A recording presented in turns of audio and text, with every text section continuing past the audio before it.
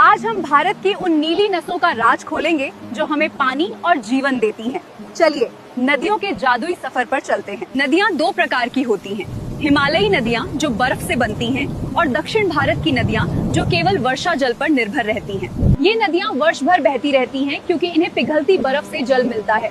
गंगा, सिंधु और ब्रह्मपुत्र उत्तर भारत की जीवन रेखा हैं। दक्षिण भारत की नदियाँ मानसून पर निर्भर रहती हैं। गर्मियों में ये सूख सकती है, जबकि वर्षा में गोदावरी और कृष्णा प्रचंड बहने लगती हैं। भारत का अधिकांश जल बंगाल की खाड़ी में गिरता है। केवल थोड़ी नदियाँ पश्चिम की ओर बहकर अरब सागर में मिलती हैं।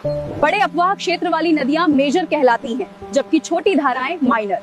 गंगा सहित 14 प्रमुख नदियाँ भारत की मुख्य जल शक्ति हैं। अरावली और पश्चिमी घाट जल विभाजक हैं। ये तय करते हैं कि कौन सी नदी पूर्वी समुद्र में गिरेगी और कौन पश्चिमी में। कुछ नदियां समुद्र तक नहीं पहुंचती।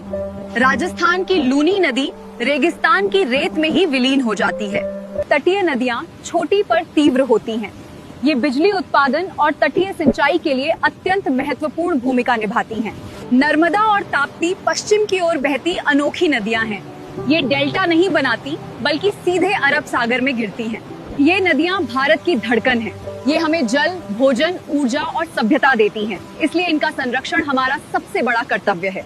पर क्या आप जानते हैं कि ये नदियां हमेशा ऐसी नहीं थी?